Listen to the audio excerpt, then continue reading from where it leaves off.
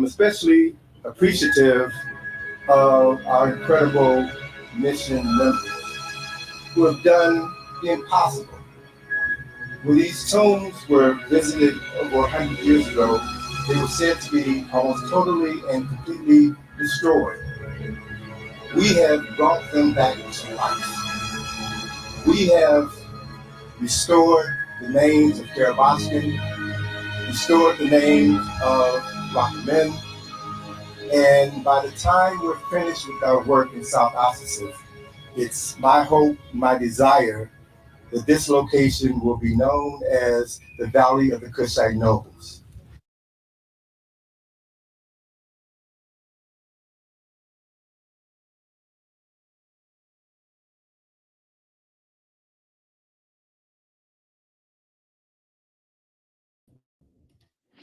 Peace and love, family. Peace and love. Welcome to another powerful, powerful discussion with your sister, Dr. Maat. Tonight, I have with me Master Teacher Seba, Baba, Anthony T. Browder.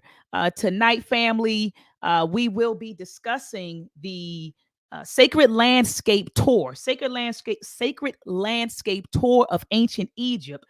It's a tour that Baba Browder gives at least twice a year. Baba, you can correct me if I'm wrong. Twice a year in June and in December, you give this tour, this study tour.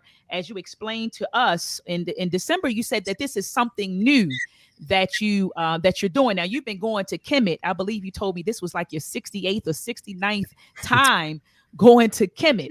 And so, but you said that this study tour is something new. So could you talk to us briefly, Baba, about the Sacred Landscape of Ancient Egypt study tour? And why did you put this together? What is it and why did you put it together? Why is it important? Sure. Well, I've been traveling to Egypt since 1980, December of 1980, when I made my first trip with Dr. Ben. I've been conducting study tours to Egypt since 1987. We traditionally go every year. And I've been leading, funding the Asa Restoration Project, where we've been excavating and restoring Kushite tombs on the west bank of Luxor, Egypt, since 2008. So in the 13 years that I've been involved in this excavation, my understanding of Kemet has just expanded exponentially. And as a result of me going in and out of these tombs, walking around other tombs, visiting other tombs in the area, spending weeks and weeks on end on the west bank of Luxor, which is the Valley of the Ancestors, right? That's the largest necropolis on the planet. And as my understanding of what we were doing began to sink in, I began to see the east and the west bank of Luxor as being inextricably tied together. The east is the land of the living, the west is the land of the ancestors. And the people whose tombs, the three Kushite noblemen, Karakamen, Karabashkin, and Nesbet, they were all priests of Amen who worked at Carnac Temple at Pet-I-Sut. So there's this marriage, if you will, between the land of the living and the land of the ancestors. And in the time that I've spent there, I really have come to know the place, the landscape. I've come to know the people, and it's deepened my understanding of what all of this means. So the study tour that we did last December, the one that you participated in, was my first time doing the study tour where I could focus specifically on this sacred landscape of Waset, examining both the East Bank and the West Bank, and then talk about things that I normally don't have an opportunity to talk about because I'm busy doing the regular study tour, or I'm busy lecturing about something else. So there's so many areas of interest for me of ancient Kemet that I feel that I need to begin to talk about so that I can grow. So I'm not continuously talking about the same things over and over again. I need to expand my horizon. So I'm blessed and fortunate that you were part of our first tour. And the other thing that's important is looking at these architectural structures, because these are not just buildings. As we saw a month ago yesterday, on the 21st of December, we came out to Carnac Temple at sunrise to witness the sunrise down the central axis of Carnac Temple and illuminate the Holy of Holies, right? And then the following day, I went over to the West Bank to document that same phenomenon happening in the Holy of Holies of Hatshepsut's temple. So these two structures are separated by a distance of 3 miles, but yet they're still aligned to this celestial phenomenon of the sunrise of Re, or excuse me, sunrise of Kepre on the shortest day of the year, the winter solstice. So what that speaks to is another way of looking at what's referred to in the field as the architectonics of Kemetic structure. Architectonics is the whole science about constructing buildings and the landscape around the buildings such that the energy that's generated within this sacred space can be expanded and influence people who move through that sacred space. So our ancestors in Kemet did it better than anybody else on the planet, and we had an opportunity to see what it looks like even 3,000 years after the fact. I mean, and Baba, it was so powerful. I mean, I'm telling you, when we sat there, and I remember a few days into the trip, you kept saying you haven't seen anything yet. When we saw the winter solstice at the Karnak Temple, we were in awe. You know, when the sun rose, and then we saw the rays shoot through the holies of holies, and then you explained that it's doing the same thing at the Hatshepsut mortuary temple. I mean, we were in awe, and I felt something. I felt like I explained to my mother and my family members. I said I felt something that I never felt before. It felt like a presence there. You know, Baba, I can't. It was in the indescribable presence. No, you are describing it. Oh, And your inability to articulate what you felt is what happens when you feel the spirit of our ancestors. We are in the place where these ancestors live. Now let's forget everything the West has taught us about the dead. The dead are never dead. As long as you remember them, as long as you incorporate them in your activities, pour libations, and invite them to be a part of your life, they will come. So the West Bank is the largest necropolis in the world. So imagine all of those ancestors on the West Bank of the Nile River just waiting for bodies to acknowledge them so that they can say, we have vessels that we can now work through. That's what you felt, my sister. So we did that at sunrise, and then at sunset, we did an ancestral ceremony facing the west, watching the sun set. And that sealed the deal. That sealed the deal. So we came back home with a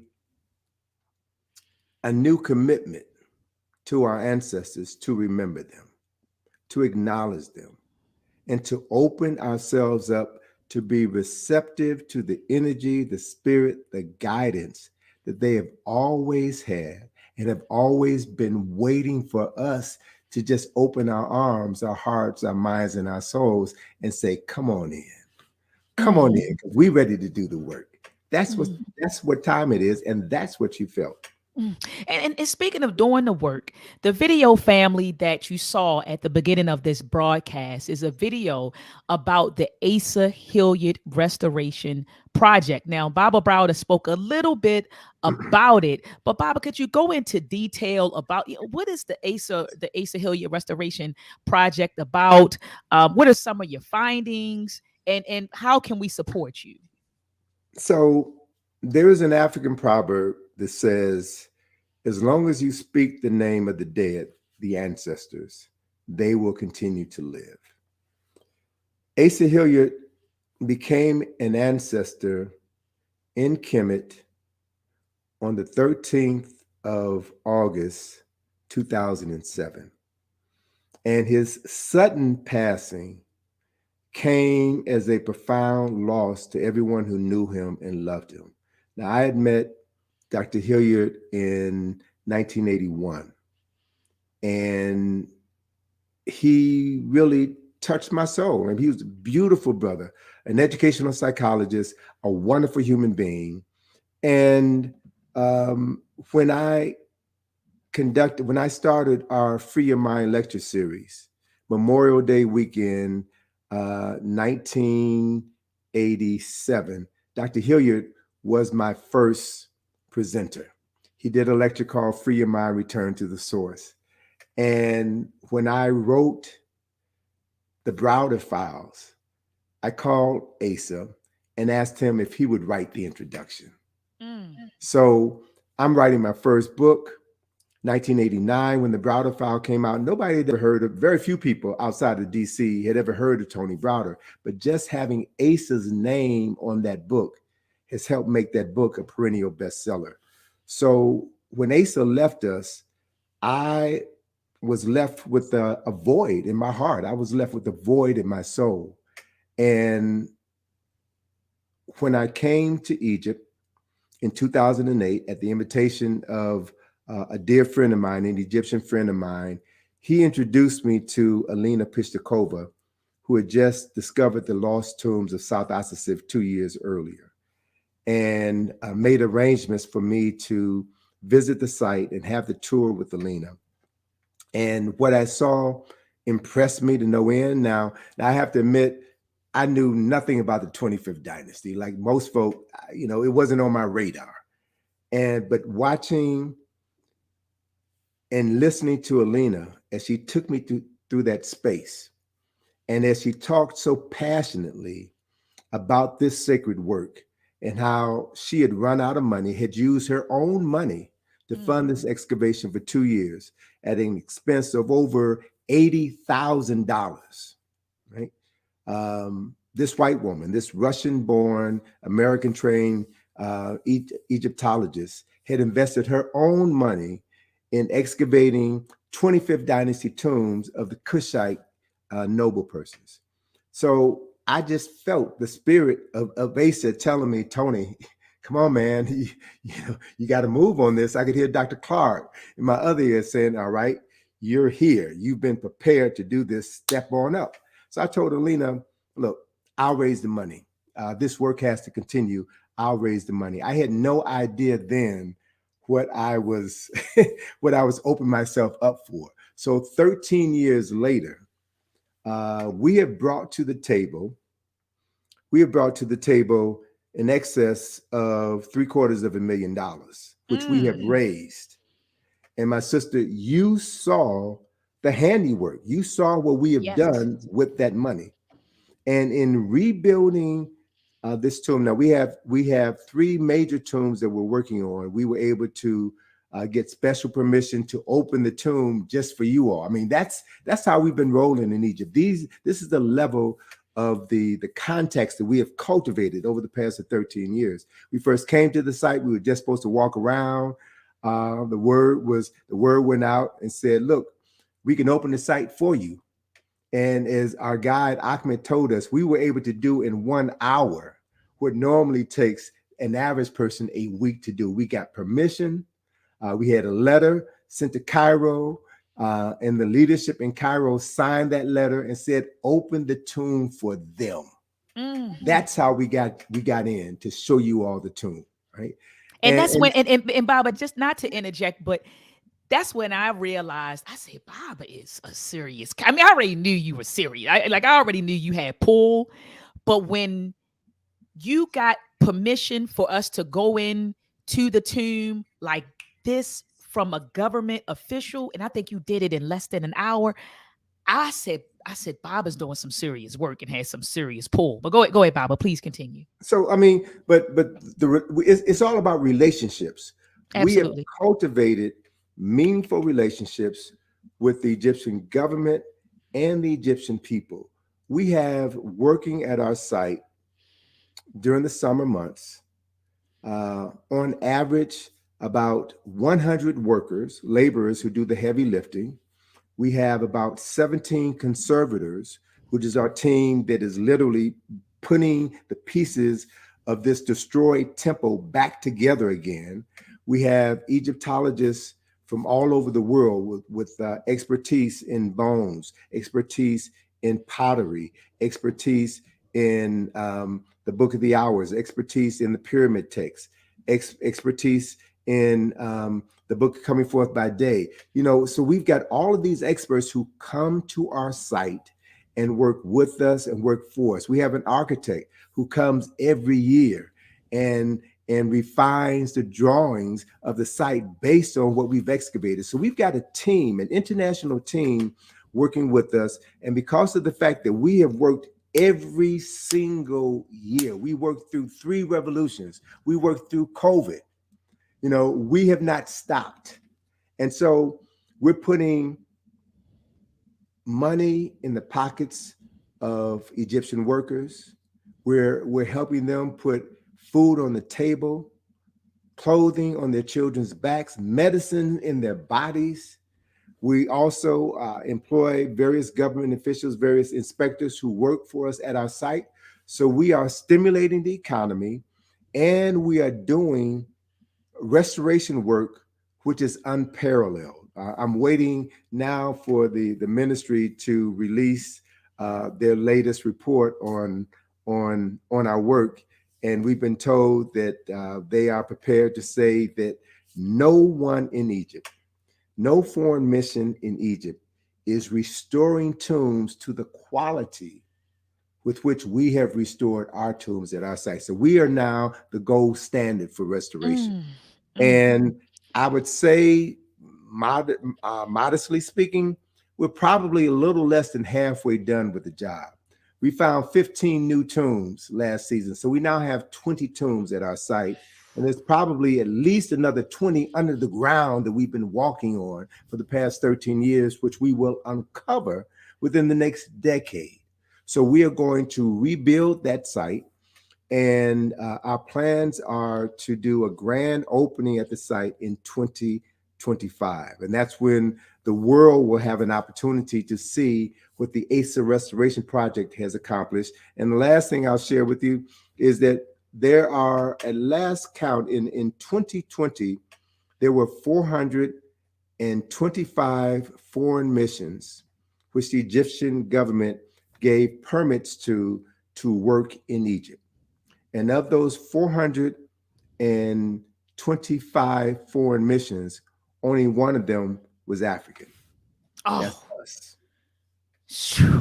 Okay. So, we've done a lot. We still have a lot to do, but the key to our success has been everyone who has made a contribution to the ASA Restoration Project, whether it was financially, whether it was physically being there with us, whether it was connecting us with someone who had some other resources that allowed us to do what we've done. So this is the first time in history that I'm aware of that there has been a community effort to do this work, because most of the people there are funded by major universities, major museums, and foundations. They have hundreds of thousands of dollars every year, and they come to work at the site just 4 to 6 months out the year. We are there 4 months out the year. Nobody, nobody is doing this. So, the word is getting out, and I'm pleased of that. And we are, and the ancestors. Let me not forget this point. We have accomplished everything that we have because these ancestors know our hearts. They know why we are there. And each tomb that we discover, each name of the ancestor who was buried in that tomb, each name that we speak, we give life to that ancestor. They live again because we call their names. And so, how the relationship works is you remember them and they then will remember you. So, it's a reciprocal relationship, one that yields amazing results, which you, my sister, saw for yourself last month when you were in Egypt. Oop, I can't hear you. I lost you. Lost Oh, your I'm audio. sorry. I had my mic muted. I said absolutely. I saw it with my own eyes, and this trip really came full circle for me because I've been reading your work since I was 15 years old. Read the Browder file in 1996. Read your follow-up publication, Now Valley Contributions to Civilization, and so to actually go on a tour with you, it was a full circle for me, and then to see the work that you're doing with the tombs, I was utterly impressed. When I walked into the tomb, I'm looking at you all had the pieces, and I'm trying to figure out, well, how did they know that the piece went here, and trying to figure these things out. And I said, oh my goodness, it was just an amazing experience, And so let me share with the people your website. And so, family, this is where you can go. Check out ikgculturalresourcecenter.com. And so please donate to this endeavor. And I'm going to say this live on air, Baba Browder. Within the next few weeks, I will be donating $1,000 to the Asa Hilliard Restoration Project. So you can. As my grandmother would say, you put that on a pipe and smoke it. It's as good as money in the bank. I will be donating Well, thank you for that. $1,000 to the Asa Hilliard Restoration Project. So, family, please make sure that you visit IKG Cultural Resource Center.com to donate, and also check out the field trips. If you go to this tab right here that I'm clicking, you see it says study tour in Egypt. Once I posted a few pictures of the trip, people kept saying, Dr. Maat, how can I go on the next tour? Visit his website, ikgculturalresourcecenter.com. Click on field trips, and you see that he has the study tour in Egypt, the One Africa Conference, Egypt on the Potomac, a walking field trip series, 2021, excavation in Egypt. So all of these good things, all right, all of these powerful field trips. Okay, and then Baba, before I let you go, because I know I only have you for about 20, you said 20, 30 minutes, but Actually, I said 15, 20 minutes. 15 minutes. But it was just a honor meeting your daughter. I saw her book, My First Trip to Africa years ago. I mean, even when I was in a teenage girl, I saw her book at Everyone's Place in Baltimore. And so to meet her, I was able to meet her. And not only meet her, we sat and we listened to a lecture. You had her lecture on I think the second or third night that we were there. She gave a lecture. She did a phenomenal job, and I know she's going to do an awesome job carrying the torch. So are there any closing words, Dr. Browder, before I bring in? I see three people are backstage. Brother Mark Boston, Nana is Mira, Violet, she's here, Mike and Cheryl, they're in the building, and so I want to bring them on to talk about their experiences on the trip. But do you have any last words, Baba, before I bring them on? Yeah, of course. Well, also, you brought your son. So these trips, these study tours are a family affair.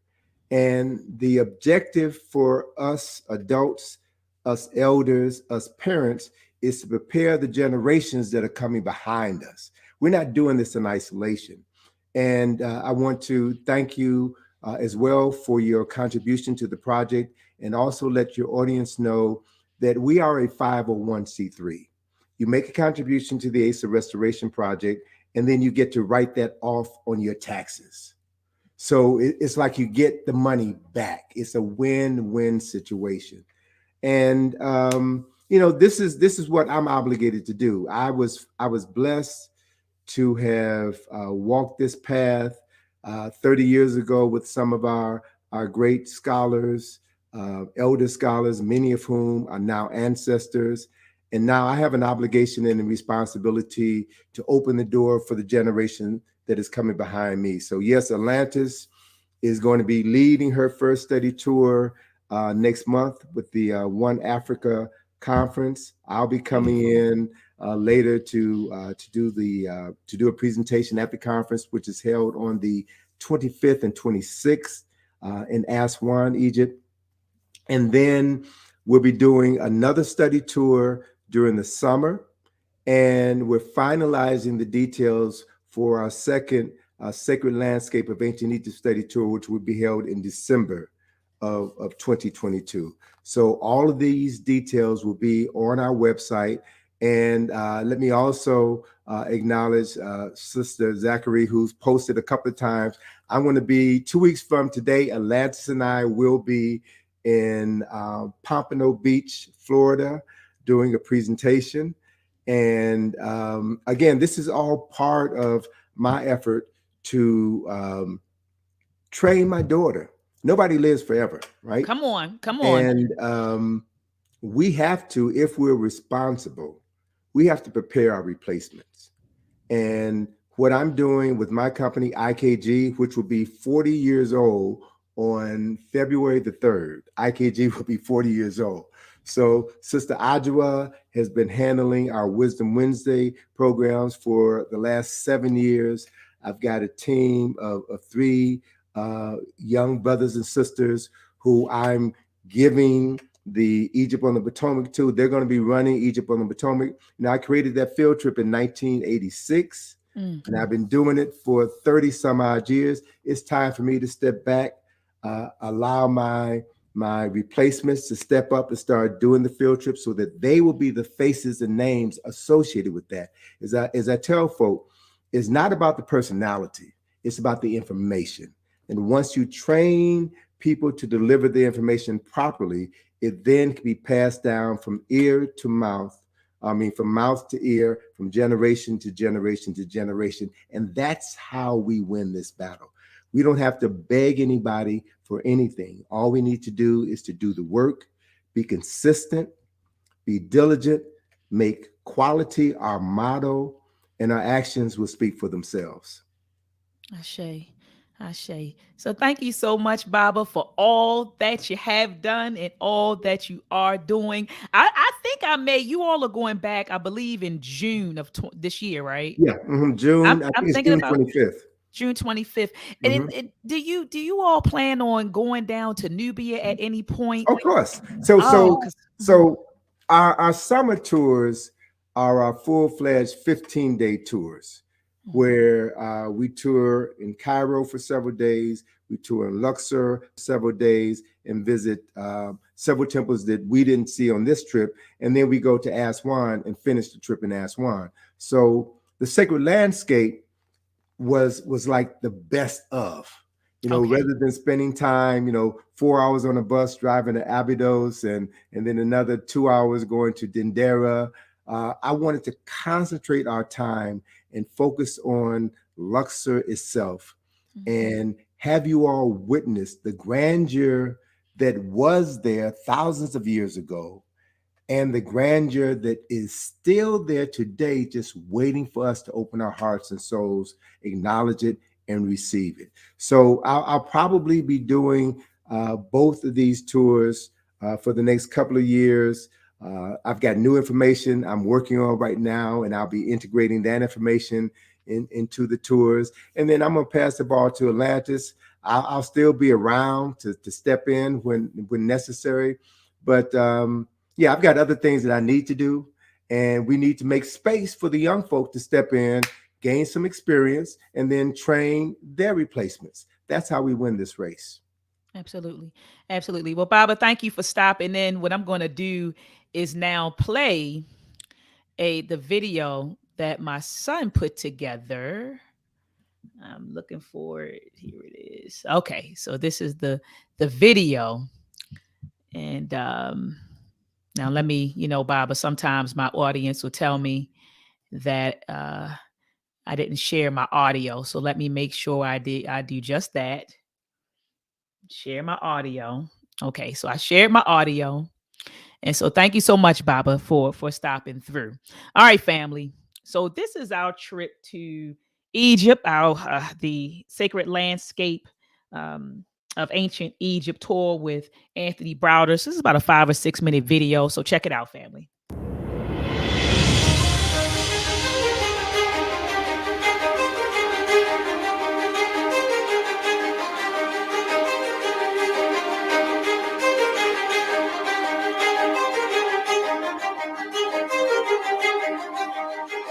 Out here with Anthony T. Browder. Anthony T. Browder. I don't know who that nigga is. Out here with Anthony T. Browder family.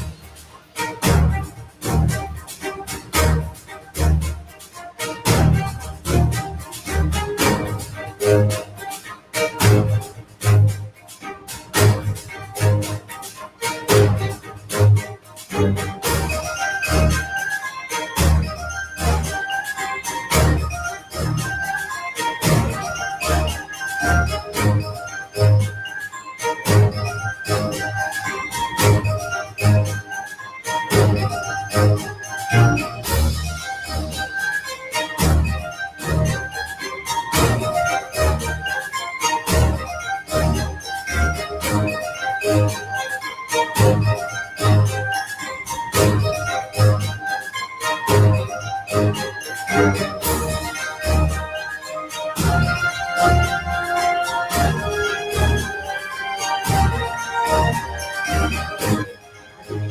to see like another one, like another structure of this sort. And then if I zoom in, you see how you see now it's more structures behind this structure.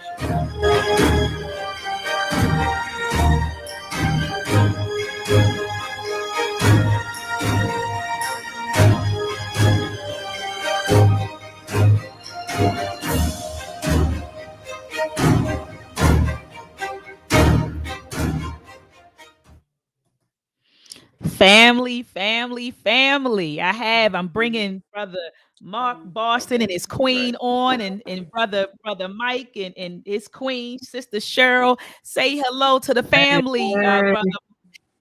Hey, All right. family. Peace and There go the blessings, family. Good to peeps, see y'all again. my peeps. Very How y'all doing? Doing good to fine, see. doing fine. How's everyone doing? All is Hanging in well. there, All hanging is in well and there. blessed. Excellent. Family, I had the honor and pleasure of going on this tour with, it was several couples there. I was there with my son Harvey. I know you saw him throughout the video, but there were a lot of couples that were on a trip, and that was beautiful to see. A lot of compliments coming out and doing this tour together. So I guess my first question for you all is this: what made you go on a tour? Why did you decide to go on the tour? Why did you want to go to Kemet? Well, Anyone could take it. I've been studying Kemet for a while, intensively, at least for the last 3 years or so. And in my studies, I was like, it's one thing to read about it, and it's another thing to experience it in person. So I was like, I put it on my little dream board. I was like, we're gonna make this happen someday. And then, but my wife actually, she became the dream board, and I make things happen. and she made it happen. All right. Celebrate my birthday that I had last year. So Uh-huh. that's why. And Kemet being the foundation Uh-huh. of everything, we just wanted to go to the source. Yeah. Excellent. And you shared with me when we were on the plane that you were studying, and I mean, you could correct me if I'm wrong. You going to seminary school to become a minister. So how did going to Kemet tie into your desire to become? I know you're a minister, and you're studying, spirituality and religion. And so how did going to Kemet impact that or help you with that? So I am in seminary. I'll be ordained in June as an interfaith minister. And it's interesting in our studies. We'll study everything from Christianity to Islam to Buddhism, but there's no Kemetic section in our studies, which is fascinating, considering the fact that all the religions that we're studying about have its origin in the land of Kemet, right? So that's an interesting fact, number one.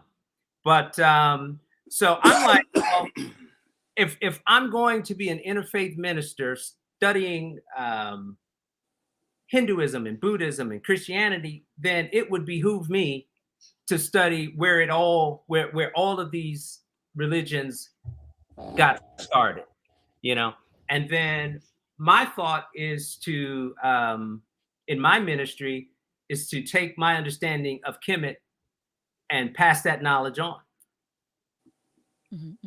Beautiful brother Mark, and I'm sorry, Mike, and sister Cheryl, what made you go on the study tour? Why did you decide to say, I'm going to Kemet, I'm going to go into Kemet, and I'm going with Anthony T. Browder? Well, well, for me personally, and I shared it with Dr. Browder. He was the foundation of my awakening, so to speak. Many years ago, I read from the Browder files, and that, of course, sparked the light for me. I always knew there was something more than what I knew and what I had been taught. But when I read from the Browder files, it really, sparked a light for me. And a very good friend of mine actually gave me the book, and he kind of introduced me to it softly. He was like, check this out, check this book out, and tell me what you think. I want you to, share your thoughts with me. And from there, it led me to everything else, from his other book, Now Valley Contributions to Civilizations, to, the rest of the scholars. And then once Cheryl and I met, that was probably about 5 years after, that awakening point.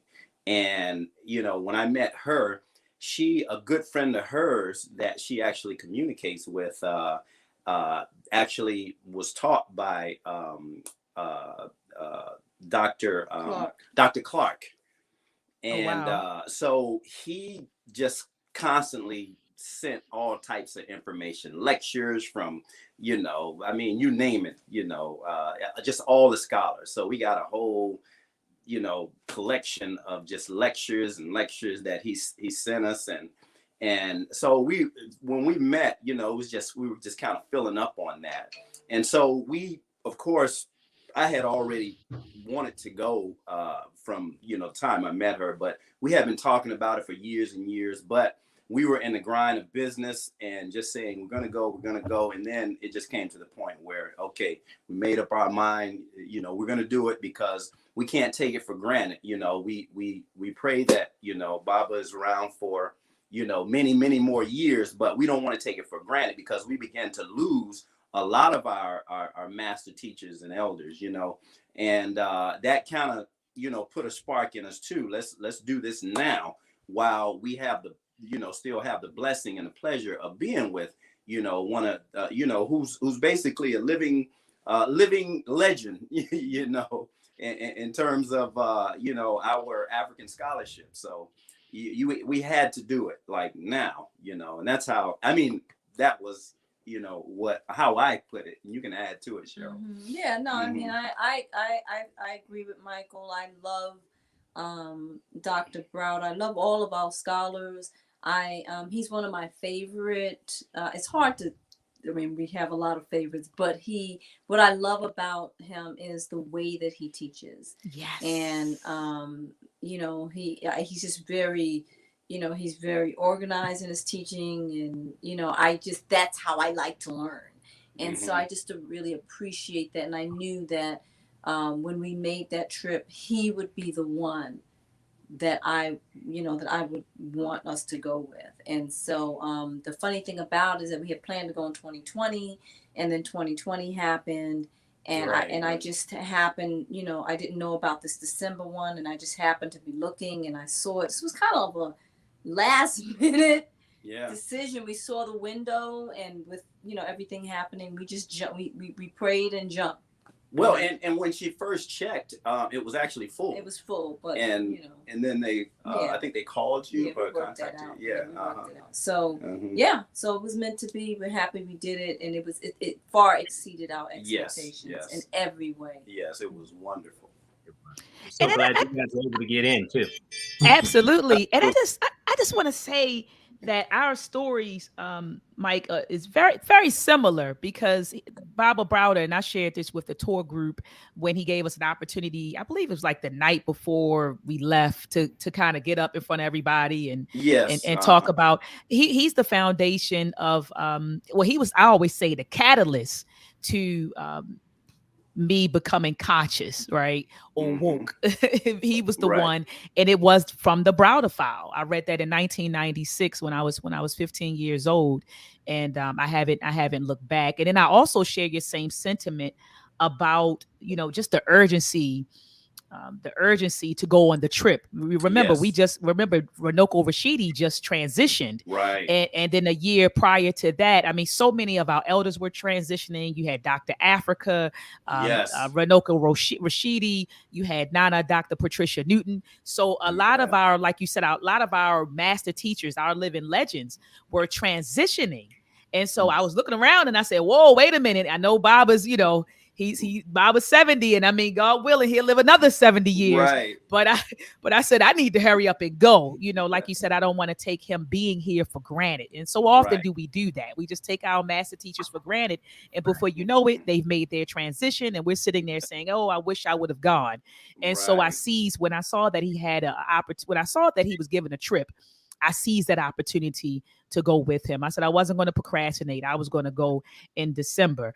Nana is Mira Violet. Peace to you, Nana. How are you? Peace. I'm well. Great to see everyone. Good evening. All Nice right. to Good evening. nice Good to see you you. as Nice well. to see you, Nana. Nana, what made you go on the study tour? What made you say I gotta go with Anthony T. Browder? I'm going in December.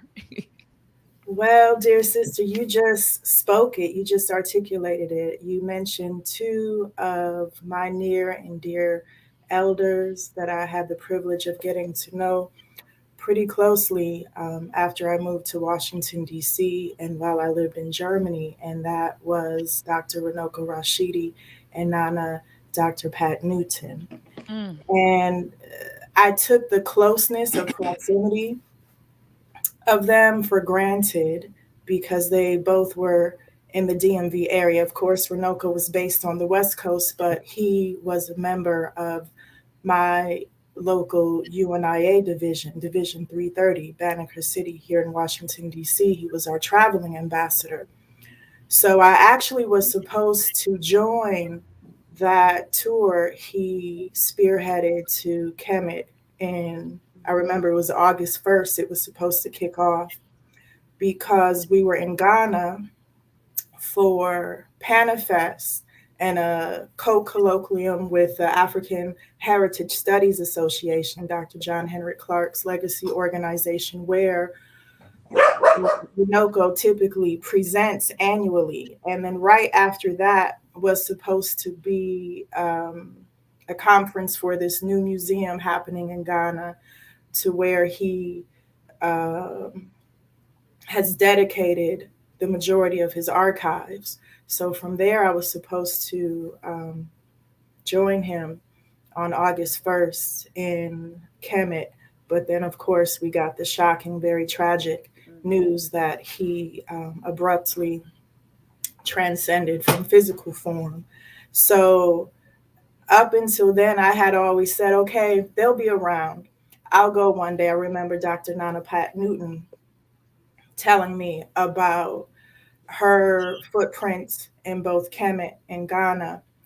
And because I frequented Ghana quite a bit, I just figured, well, we'll meet up there eventually, and got preoccupied with other things here in Washington and in my hometown of Milwaukee.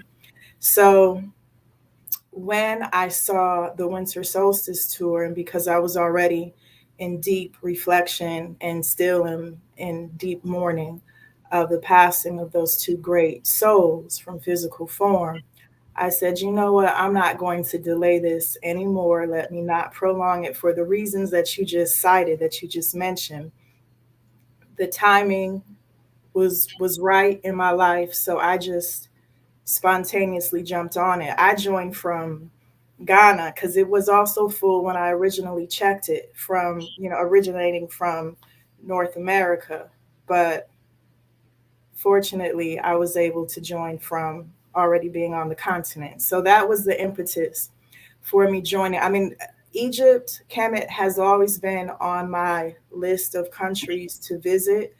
I had opportunities to go there before, but because I view it as such a sacrosanct, highly spiritual sojourn, I just didn't want to take it in my ordinary travels. I've been to about 50 countries already, and it's been under different circumstances, some of it through work, some of it through field research, some of it for academic study, some of it for political activism. But I really wanted to reserve traveling to Kemet for an extremely special opportunity and circumstance.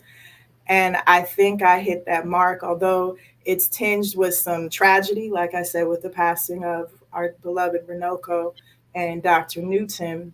the fact that it was facilitated by our Baba Karnak, Tony Browder, and his wonderful daughter, Atlantis. And also, unbeknownst to me at the time, there were some other very special people to meet on that trip. It was magical in many ways. Blacktricity, we say, when we encounter people we know, people we didn't know we knew. You know, being there, I met Sister Nicole, who knew all my people from there, also our set society in Milwaukee.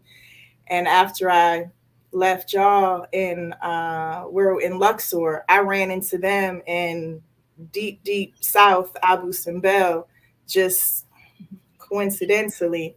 So the timing was right across the board. And so that was my motivation for joining. Okay. Well, my next question is this: what structure or event resonated with you the most on the trip? And I guess I'll throw it to you, Mark, and you.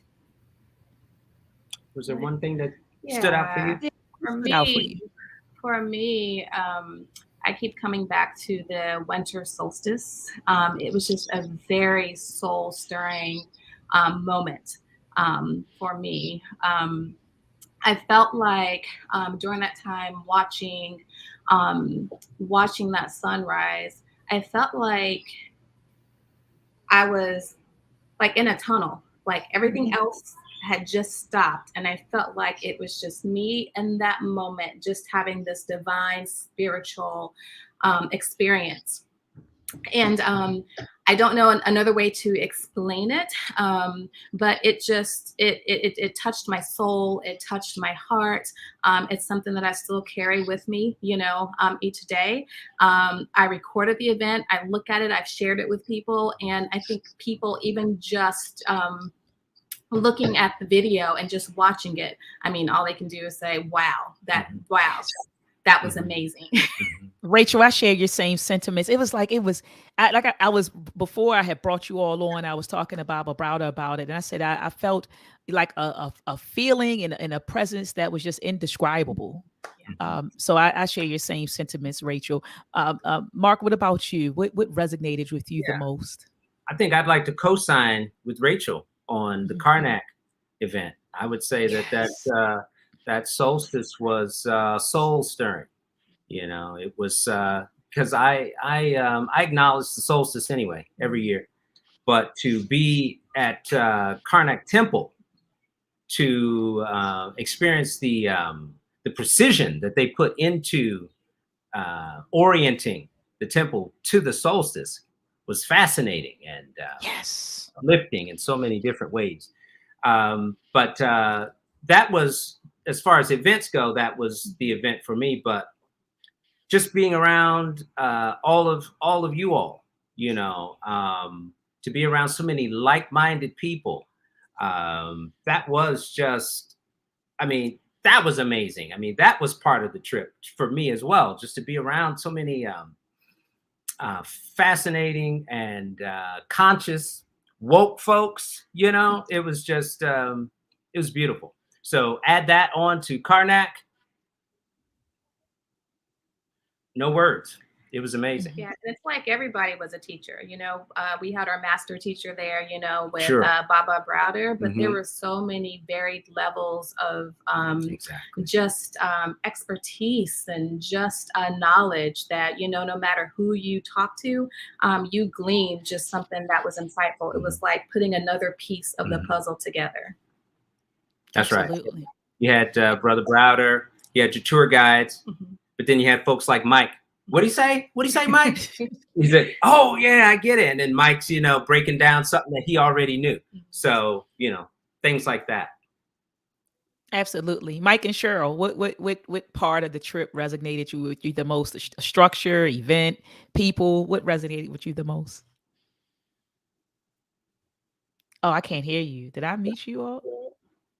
You have to unmute yourself. Okay. There we go. To be honest with you, that's a very challenging question for me. For me personally, each day, each event, each experience equally powerful for its own reason. And you know, like our brother and sister just said, yes, Carnac Temple was amazing. I did. I had a really weird experience while I was there. It was the oddest thing because, in that anticipation, like the anticipation, for some reason, I got a little nervous. Like, is it gonna happen?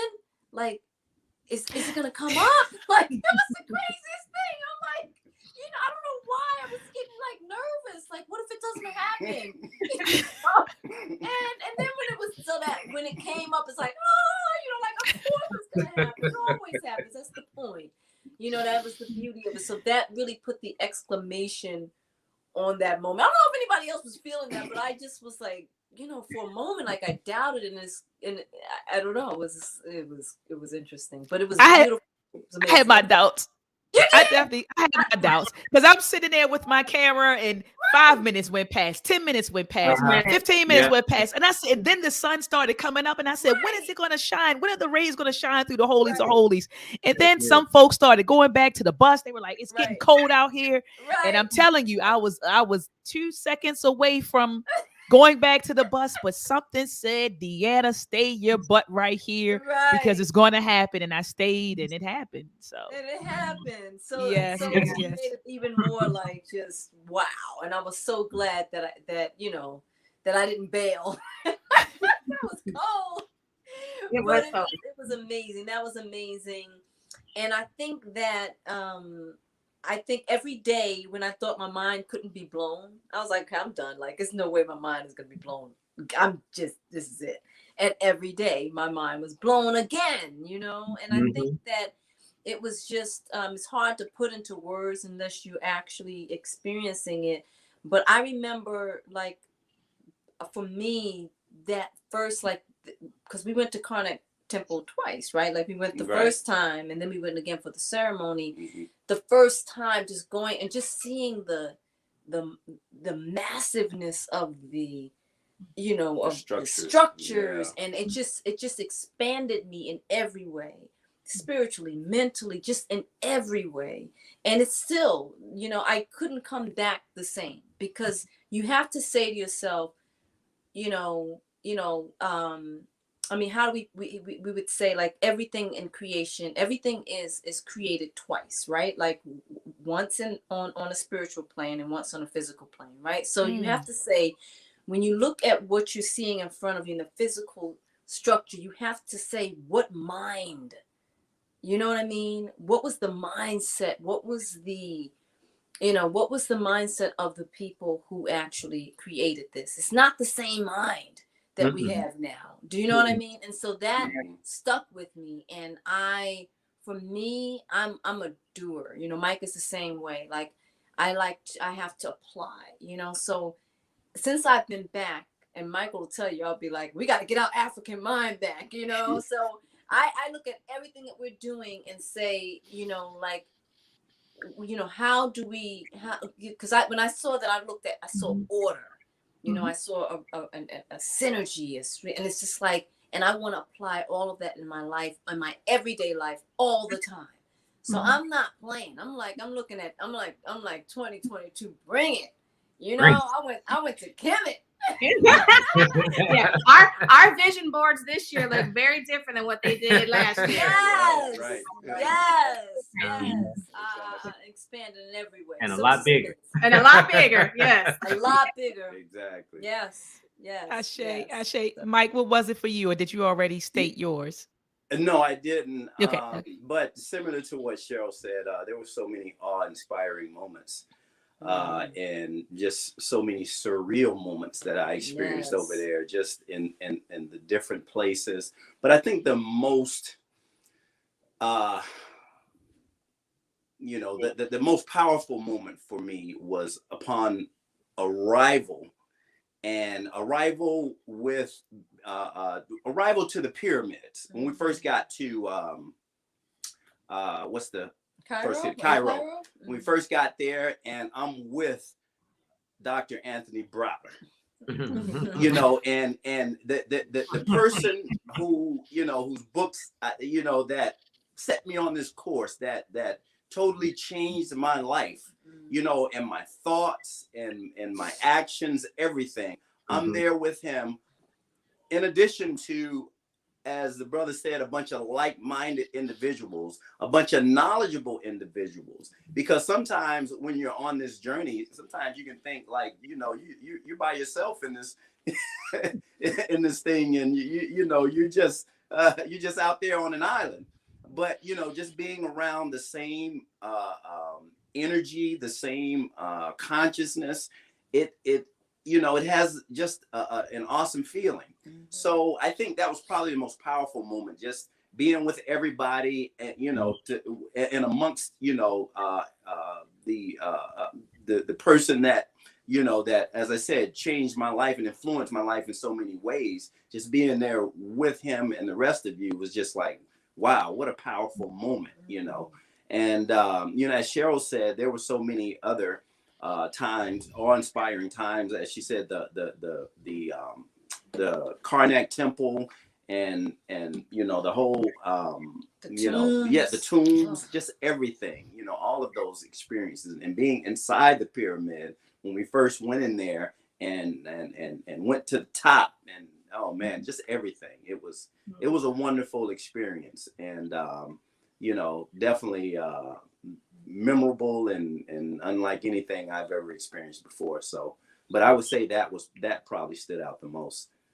Oh, and I just want to add one more thing that was really surreal, because Michael used that word surreal. There were a lot of surreal moments, but I think that one of the surreal moments for me was when we were inside of Carnac Temple, and one of the guides was just like telling us, you know, he was telling a story, and I'm like, how dope is this? Like, we're just like, you know, yeah. It was surreal. I'm like looking at everything, I'm taking it in, you know, it was just, oh. And she saw one of the pictures with the lady doing like the little yoga back bend. Oh yeah. And oh yeah. And she actually did it. We took a picture with her doing the yoga back, whole back bend. Yeah, just to see. So, oh, know, wow. So much of our stuff, you know, like yeah. to see so much about we had just come back from DC. Well, we were in DC rather, and we had just came, you know, we saw the monument, and just to see so much of our stuff, right, that was just duplicated, and stolen, and mimicked, you know, yeah. So it was just amazing. Ashe, Nana, I think you have to unmute yourself. I didn't mute you. Oh, there you go. Yes. All right. So Nana, what resonated with you the most? Well, Sister Cheryl captured my sentiments precisely. The way she described it, I cannot state it any better.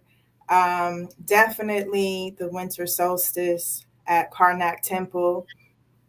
I'm accustomed to honoring that day in solitude with deep introspection and projection alone.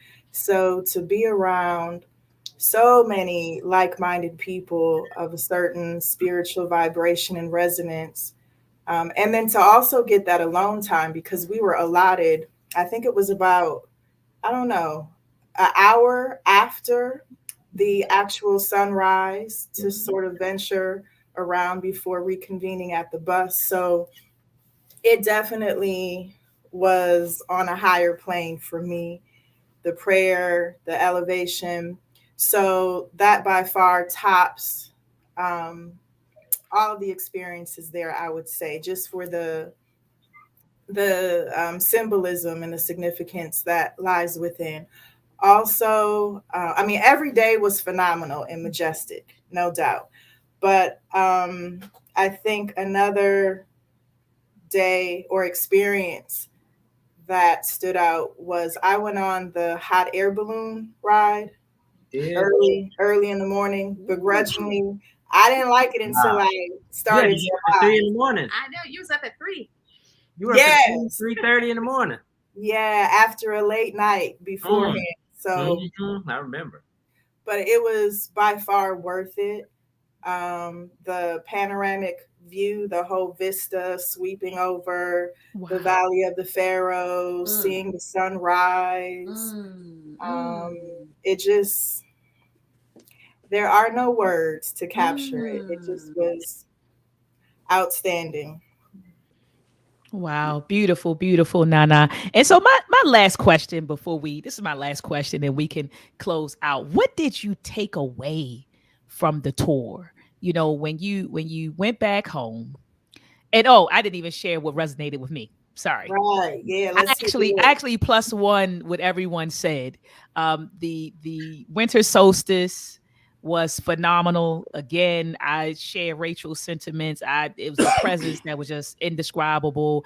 And then as Sister Cheryl said, being around like-minded people. It may have been Sister Rachel, but just being around like-minded individuals. There were a lot of knowledgeable people, and the folks there had it going on. People owned businesses, people had projects going on. I mean, it seems like everyone had something going on. So, you know, outside of us being of like minds, everyone is involved in something. And another thing that resonated with me was just looking at the different temples and the different structures, and just I started thinking about the engineering that went into it. Like as an electrical engineer, I was sitting there like, how did they do that? What math did they use? What was the physics? What was the physics, the math, the material science? So I'm thinking about all of the engineering behind what I saw, and I appreciated, applauded, and admired their ingenuity. And as Sister Cheryl said, the mindset. So really the mind that went into creating all that we saw. And like she said, we're not of that mind anymore. We need to get back to that mind. We need to Sankofa back to that mind. And so that's what resonated with me. The structures, seeing the temples, the pyramids, the winter solstice. And so that's what resonated with me. So before we close out, my last question is this: what did you take away from the tour? What did you take away from the tour? Anybody can have it. Yeah. First. I just took back a sense of pride, and I just feel so encouraged, to not only continue to learn more about the spirituality and the history of Kemet, but to learn it and then to present it.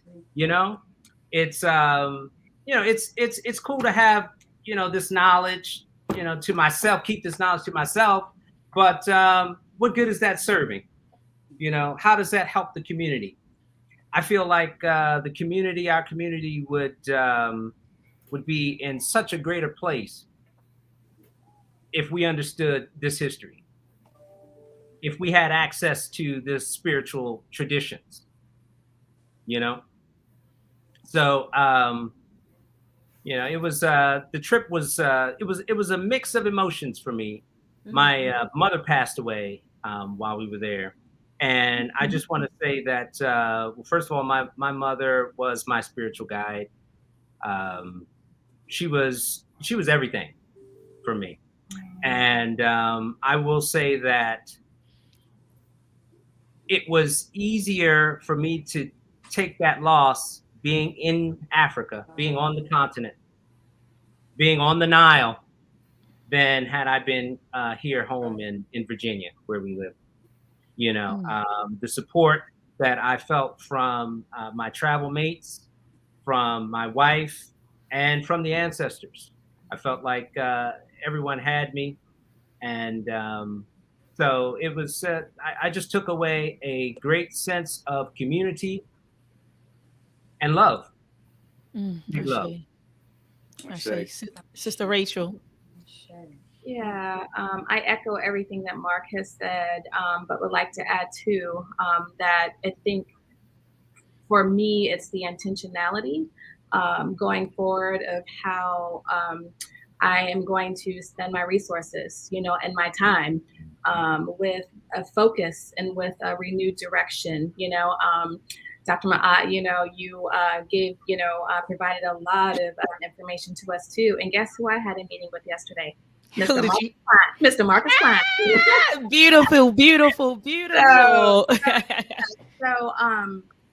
So that is one of the biggest things. So how we, raise our family and our children, and where we're going to direct our energy is one of the biggest takeaways for me that I think really has resonated. That I know will be sustaining moving forward. Absolutely. Absolutely. Thank you so much. Thank you so much for sharing that. So Mike and Cheryl, what did you take away from the tour? Whew, man. Pretty loaded question, right? Pretty loaded question, but I'm gonna try to condense it as much as possible. So for me personally, I mean, I do have a special relationship with my spirit family, with my, ancestral family. However, when we were there and we did the ceremony, on the Nile, at sunset, and we did the libation, and it really sealed it for me. And some things, some messages were downloaded at that time for me that were very, very clear for me. And then after that, I just had a whole download. It was just amazing. And I made sure that I recorded it all, wrote it down as it was coming to me. And so again, I can't go into all of that, but just the fact that I had that experience, and I have this closeness with my ancestral family. It's like I always know they're there, but now it's like solid. Do you know what I'm saying? Like I can feel it. There's an awareness there. It's on a whole nother level. And so there's this daily relationship and connection that is very real, and has made a real difference for me on every level. And so the really basic, and to bring it down to really basics: focus, discipline, and order, and manifesting. So those things have, I just like 10x in that. So that's where that's what it's done for me. So as far as me, it gave me a renewed spiritual strength, and just the energy I was, that was there, and I was able to connect with, and that the whole trip, gave off, so to speak. And also it gave me a spirit of, how do I put it, of just taking it to the next level, in terms of what we're working on, because I not only, just seeing what we did, sorry, not only seeing what we were able to accomplish, our ancestors were able to accomplish, because I had the same reality check that you had, like looking at those structures and just trying to understand, like, how in the hell did they do this? Was just it was just amazing. So just seeing that and seeing what they accomplished, and even seeing what Baba Browder was working on, and the detail and the patience that it took to be a part of that project, because we were just trying to imagine, how well, we didn't have to imagine. We were just thinking about how tedious the work must be when he said they got to look through all of the rocks that they find to make sure that it's not a piece of the structure. So they can't just dig and we're digging it out. It's not that simple. So they got to make sure whatever shovel, scoop of dirt they dig, they got to sift through it and see if it's a part of that structure. So that's an incredible patience that it takes. So it's a duality of drive but patience at the same time. So I kind of got both of those, and put both of those in my in my spirit, so to speak. You know, I'm so glad you just said that, because that's an important takeaway.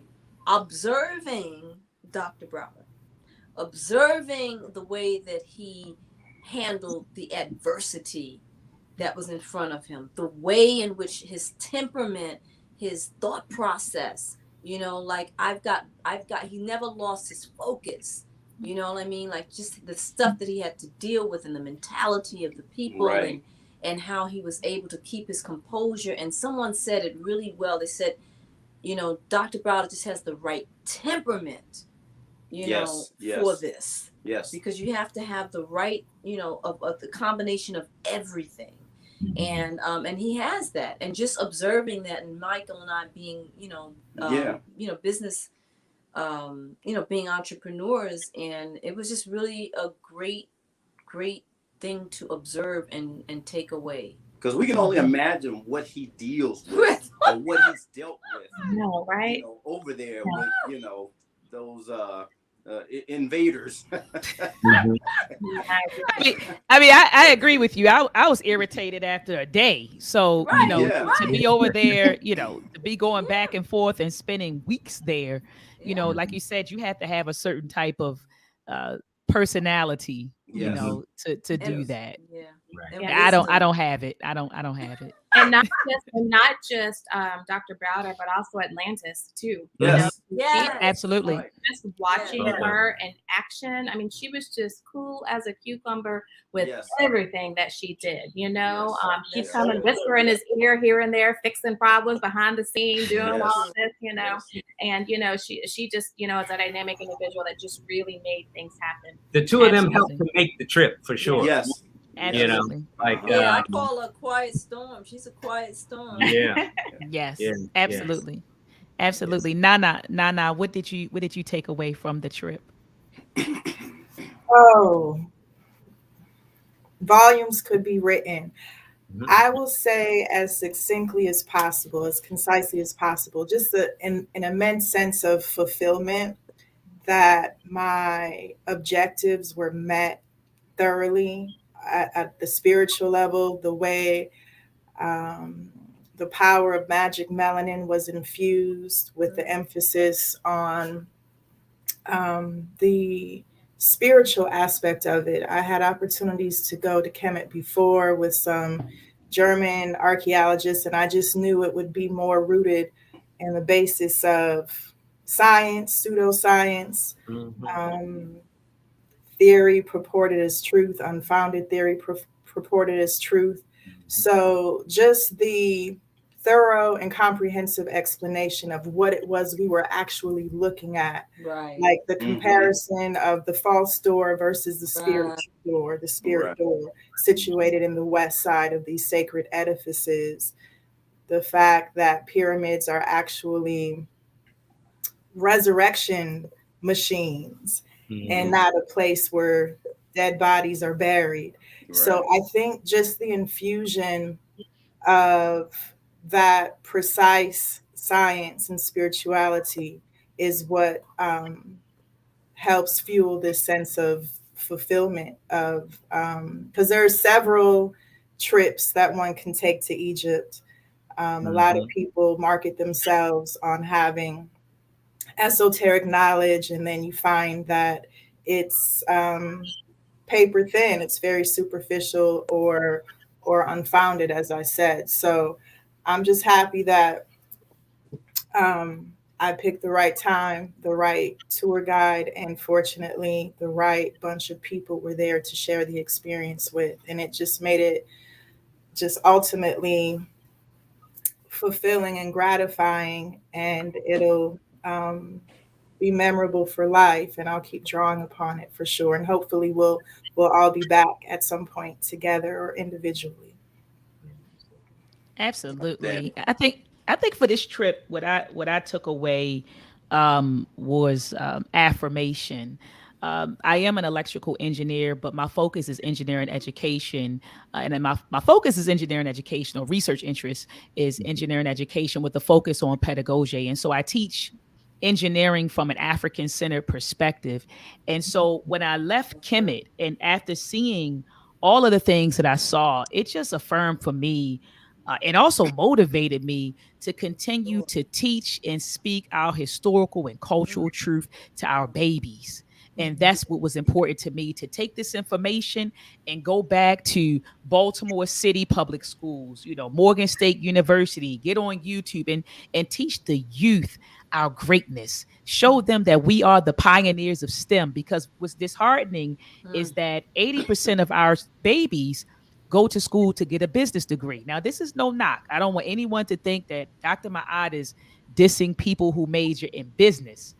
But we're behind. STEM makes the world go round.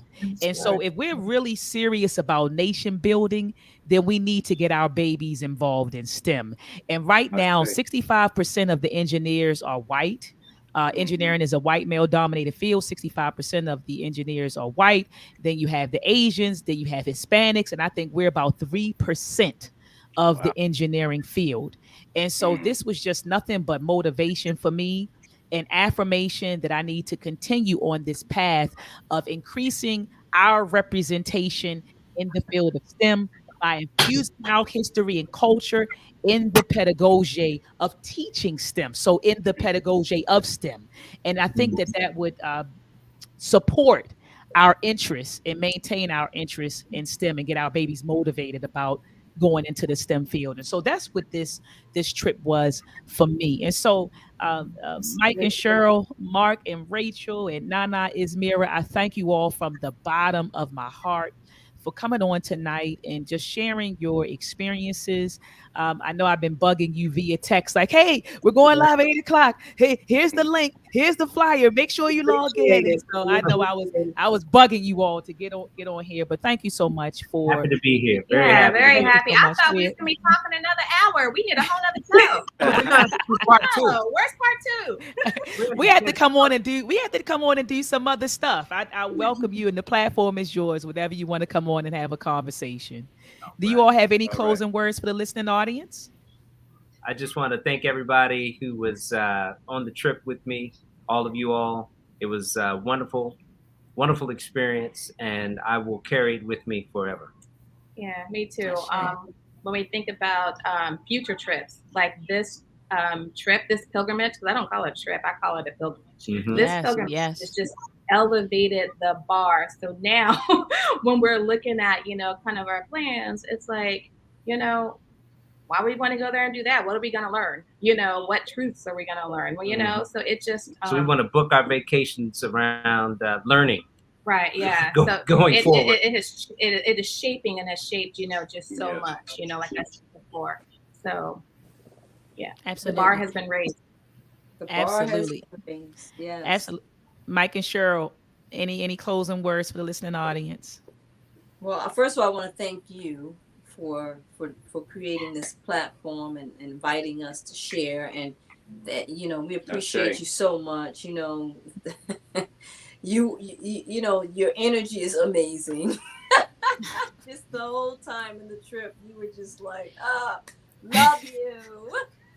Love you too, Queen. Just being you know what I mean? So you don't realize how amazing you are, but you're definitely your energy was felt, heavily and in a good way. So we appreciate that kind of fire and that kind of intensity and dedication, because that's what we need, and so I just wanted to acknowledge that, and also say Mike and I are already planning. Our plan is to come back in 2023 with Dr. on the same trip. So yeah, we got to do this again. We can't. Beautiful. We can't. And I was thinking the same thing. 2023 and going in June, because he said in June that's the longer trip, and you get to go to Aswan. And so I said I won't be able to do it this summer, but I probably could swing it next summer. So either 2023 or 2024, I'll be one in the number. So we definitely have to. Yeah, we definitely have to stay in contact. And don't forget 2025, the anniversary. Yes. That's why we said 2023, because we didn't want to say 2024 and then have to go back in 2025. 2023 will give us a little break in between. We go 2025. So that's the plan. That makes sense. That makes sense. But I thank you all for sharing all of your beautiful spirit. you know, Mark and Rachel, you too, just your spirit is just, yes, you know, beyond beautiful. We felt you every time we were around you. You know, the sister, I'm sorry, Nana yes. Esmira. Nana You know I Esmira. felt her. I'm gonna take pictures of the whole group. I think that was creepy. Looking all beautiful. I mean, just had like a special, beautiful every single day yeah, from she head had to a special light toe. Just around like her. you said, Right. Like when she was walking around, like you heard the angel theme song. Yes. Everywhere she went, you're like, man, who is that? and of course, as Cheryl said, you know, your energy was just, you know, strong and present, and you know, always teaching, and just, you know, every time we heard you, like learning something, like, okay, all right, It was on it, boy. yeah. So you know, everybody had their own, you know, type of energy, but it was all beautiful. yes, You know? Yeah. So beautiful. Yes. So I think we thank, you know, all of you for making our trip, you know, special. Ashe. Nana, do you have any closing words? Well, I just want to express my gratitude to you, Dr. Maat, for convening us. It was a brilliant idea, and I'm so happy you organized this. And it wasn't nagging at all. I was just so happy to see you appear in my messages. And also, I mean, all of you, these beautiful couples, full, just beaming with Black love. It was Yes. wonderful. It really was uplifting to be around you every day. Um, Everyone on the trip, really, we were of quite harmonious energy and complementary knowledge. It just was enhancing, enriching, uplifting in every way. I don't think we could have orchestrated a better medley of energies and personalities and competencies. And it just was really, really beautiful. So I think it's great to see you all. And I thank you, Dr. Maat, for letting us debrief a little bit. And hopefully we can do another round with some more of us in the future. Absolutely. And I just want to plus one what you said, Nana. It was so beautiful seeing so many couples, you know, seeing Mark and Rachel and Mike and Cheryl. And there were some more couples on the trip. And so whoever thinks favors. Yes. Absolutely. So whoever said that Black love is dead is a liar. Black love is not dead. Black love is alive and well. Black love is alive and well. And so it was just a beautiful thing seeing, you know, couples there, compliments there, and learning together, growing together. And so it was an awesome experience. And as you all said, just, you know, piggybacking off of some of your sentiments, you know, the energy was just lovely. I didn't feel any like negative vibes. You know how you get around folks and you say, oh, something about that sister. I just something about this. I didn't feel like that around folks. You know, I felt like people there were genuine. You know, I didn't feel like I was around disingenuous people. I felt like I was around people who were just genuine, just good people who wanted to come. They were there to learn, you know, there to fellowship. And it was just an awesome experience. Like you said, the energy was just positive. It was strong and it was awesome. And so I thank all of you, you know, for making the decision to come on the trip. And thank you for coming on the platform and, you know, and sharing your experiences. I'm trying to show some of the comments. People were leaving comments, but I was like so into, I was so into what you all were saying that I didn't click on the comments, but I hope that you see the comments. I saw the brother said he said I was supposed to come back with a lion. Yes. Africa the Great. He said, Brother Mike, he saw your dog. You were holding your little dog. He said, oh, you're supposed to come back with a lion, brother. Yeah. Well, I came back with the lion spirit. Yeah, there you go. There you go, Mike. Oh man, Ashe. All right, family. So join me back here tomorrow. I was supposed to have a conversation with the Hebrew Israelite. I put up a post or a clip of Dr. Malefe Asante speaking about us being Africans, and he said that that's the first thing we need to do is acknowledge that we are Africans. And when I put that clip on Instagram, I think the video got up to about 14,000 views. And there were so many mixed comments. Some people acknowledged that we were Africans. And then some people said, no, we're not Africans, we're Moors. And someone said, no, we're not Moors, we're blacks. And somebody said, no, we're not black, we're Israelites. But I had a lot of people in the comments section who said, we're not Africans, we're Hebrew Israelites. And so there was a brother who wanted to argue back and forth on the post. And I said, brother, look, I don't argue on posts. I said, so won't you come onto my platform on Sunday at 11 a.m. and you can present your evidence for why you feel we are Hebrew Israelites, and I'll present my information and I'll show and prove that we're not. And so we started conversing in my inbox, and he backed out on me.